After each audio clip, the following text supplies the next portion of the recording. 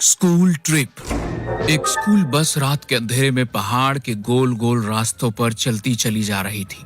उस बस में 3 टीचर और करीब 40 बच्चे थे। देहरादून के एक स्कूल से निकली यह बस बच्चों को स्कूल ट्रिप पर मसूरी ले जा रही थी। हम लोग थोड़ी ही देर में मसूरी पहुंचने वाले हैं। सब लोग शांत बैठे रहो। अरे सर, क्या आप भी कम से कम स्कूल ट्रिप पर तो शांत होने को मत बोलिए। हाँ सर, यहाँ तो मस्ती करना हमारा हक है। ठीक है, मस्ती करो, लेकिन कोई गड़बड़ नहीं होनी चाहिए।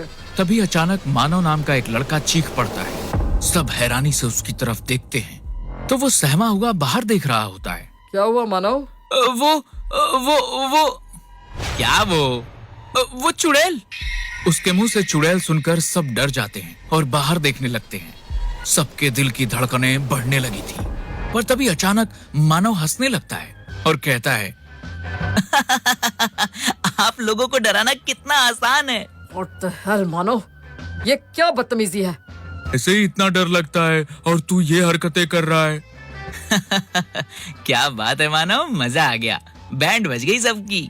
Shut up, Sanju, it's not funny। तभी अचानक बस रुक गई। पता चला कि मसूरी आ गया है। सामने ही उनका होटल था। वो सब उतरे और होटल में पहुंचे। तुम सबके कमरे बुक है। एक कमरे में 4 बच्चे रहेंगे। रात का समय है, इसलिए तुम लोग फौरन अपने कमरे में जाओ और जाकर सो जाओ। और हाँ, एक बात का ध्यान रखना, उस सामने जो नहर दिख रही है ना, उस नहर के बराबर में एक खंडहर है और यहाँ के लोगों का कहना है कि वो भूतिया है, इसलिए कोई भी उस एरिया में नहीं जाएगा। और पहली बात तो रात में निकलना ही मत। किसी को कोई भी जरूरत हो तो मेरे पास आना। Okay sir, good night. Good night. वो सब लोग अपने अपने कमरे में चले जाते हैं। संजू, प्रेम, मानव और तरन एक कमरे में रुकते हैं। वो चारों सोने के लिए लेट जाते हैं। पर तभी संजू उठकर बैठ जाता है और कहता है, चलो उठ जाओ सब, हम लोग बाहर जा रहे हैं। कहाँ बाहर? उस नहर के पास। और ये कोई नहीं कहेगा कि सर ने मना किया है। सर तो मना करेंगे ही, यही उनका काम है। पर अगर हमने मजे नहीं किए तो हमारी ये स्कूल ट्रिप बेकार हो जाएगी। हाँ तो चल, मैं तो बिल्कुल तैयार हूँ। अरे तुम लोग पागल हो गए हो क्या? इतनी रात पे निकलना वैसे ही खतरे से खाली नहीं है और ऊपर से तुम लोगों को उस भूतिया खंडहर के पास जाना है। अरे चुप कर डरपोक कहीं के, उठ जा फौरन और चल हमारे साथ। नहीं, मैं नहीं आऊंगा। अच्छा चल, उस खंडहर के पास नहीं जाएंगे, बस बाहर टहलकर वापस आ जाएंगे। देख कितना अच्छा मौसम हो रहा है, ठंडा ठंडा। मानव की बातें सुनकर तरन भी उसके साथ चलने को तैयार हो जाता है और चारों दबे कदमों के साथ होटल से निकलते हैं। बाहर सचमुच बहुत ठंड थी। वो लोग कपकपाते हुए आगे बढ़ने लगते हैं। दूर कहीं किसी भेड़िए के बोलने की आवाज आ रही थी जो रात में बहुत ही डरावनी सी लग रही थी। तरन को बहुत डर लग रहा था और वह उन सब से वापस चलने को कह रहा था। पर जब वह लोग उसे आगे लेते चले गए और आखिर वह उस नहर के पास पहुंच गए जिसके बराबर में वह खंडहर था। मैंने तुम लोगों को मना किया था, पर तुम फिर भी मुझे यहाँ लेकर आ गए। चलो अब फौरन यहाँ से वापस चलो। अरे ये भूत वूत सब कहने की बातें हैं, असल में ऐसा कुछ नहीं होता है। देख, एक नॉर्मल घर है ये। हाँ और क्या, चलो अंदर चलते हैं। तुम लोग पागल हो, वापस चलो फौरन, वरना हम लोग मारे जाएंगे। तभी अचानक तरन को एक पायल की आवाज सुनाई देती है जिसे सुनकर वह और ज्यादा डर जाता है। पर बाकी सब खंडहर के दरवाजे की तरफ बढ़ रहे थे।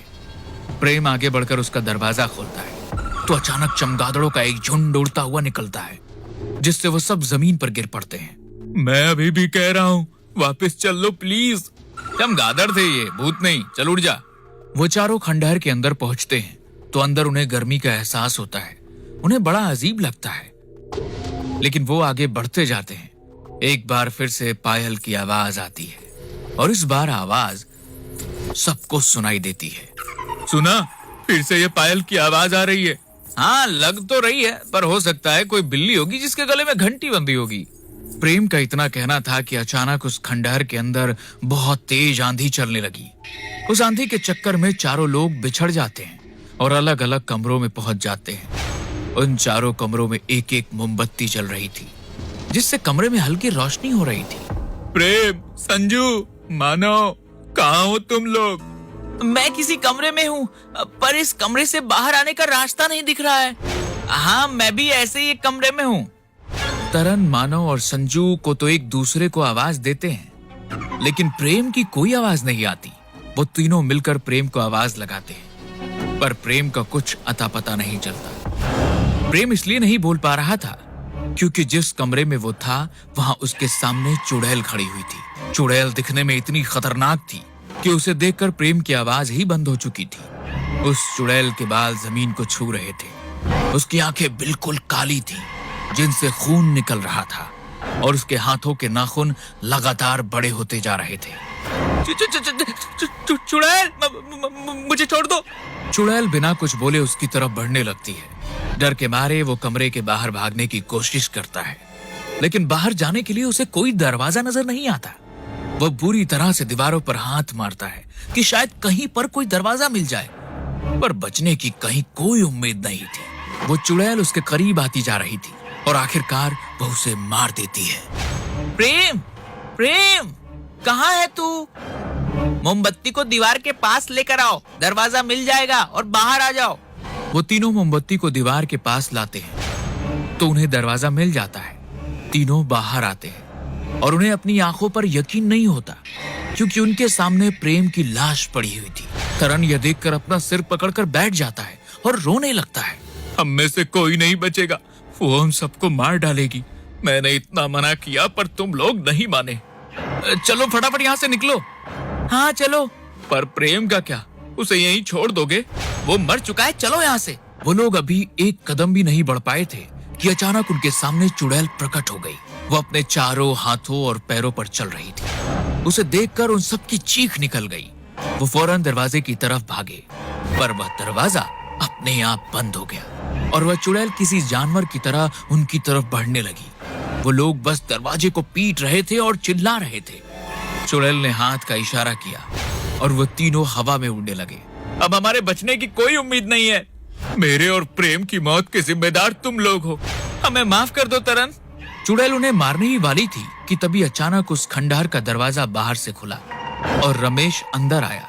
रमेश को देखकर उन तीनों की जान में जान आई और वो चिल्लाने लगे, सर हमें बचा लीजिए, हमें माफ कर दीजिए सर, हमने आपकी बात नहीं मानी, प्लीज हमें बचा लीजिए। सर मैंने इन लोगों को बहुत मना किया था पर ये लोग मुझे जबरदस्ती यहाँ लेकर आ गए, प्लीज हमें बचा लीजिए। वो तीनों रमेश से उन्हें बचाने की गुहार लगा रहे थे, पर रमेश जैसे उनकी कोई बात ही नहीं सुन रहा था। उसने उन्हें इग्नोर करते हुए चुड़ैल से कहा, ये 4 शिकार मैंने भेजे थे तेरे लिए, अब 4 साल तक मुझसे कोई उम्मीद न रखना। ये आप क्या बोल रहे हैं सर? चुप कर, मुझे बात करने दे। ठीक है। ये क्या चल रहा है? क्या आप हमारी बलि दे रहे हैं? हाँ, मैंने यहाँ आते ही तुम लोगों को खास तौर पर इस जगह के बारे में इसीलिए तो बताया था क्योंकि मुझे इस चुड़ैल को तुम्हारी बलि देनी थी। मुझे पता था तुम लोग मेरे मना करने पर यहाँ जरूर आओगे। पर क्यों? क्योंकि बहुत पहले मुझसे धोखे से इस चुड़ैल का एक बच्चा मर गया था। तब से ये मेरी सजा है कि मुझे इसको हर साल एक बच्चा शिकार के तौर पर ला कर देना होता है। हे भगवान, अब तक आप कितने बच्चों को मार चुके हो? अरे चुड़ैल, तू बातें क्या सुन रही है? खत्म कर दे इन लोगों को, और अब मैं 4 साल बाद आऊंगा। रमेश का इतना कहना था कि बस वह चुड़ैल उन तीनों को बारी बारी बेरहमी से मार देती है। रमेश को उनको मरते देख कोई फर्क नहीं पड़ता। ऐसा लग रहा था जैसे उसके अंदर दिल ही ना हो। शुक्र है मुझे 4 साल का सुकून मिल गया। अब मैं ये देश छोड़कर ही चला जाऊंगा। तंग आ गया हूँ मैं इस चुड़ैल से। चुड़ैल रमेश के मन की बात जान जाती है और जैसे ही वह बाहर जाने लगता है तो वह अपना हाथ लंबा करके उसे पकड़ लेती है। रमेश चिल्लाता है और अपने आप को छुड़ाने की कोशिश करता है। हे चुड़ैल, तू क्या कर रही है? छोड़ दे मुझे। मैंने आज तक तुझे कितने शिकार ला कर दिए हैं और तू मेरे साथ ये सलूक कर रही है। छोड़ दे मुझे चुड़ैल। पर चुड़ैल उसकी कोई बात नहीं सुनती और उसकी गर्दन धड़ से अलग कर देती है। अगले दिन उन 5 की लाश पास की नहर में तैरती मिलती है जिससे पूरा मसूरी शहर सहम जाता है।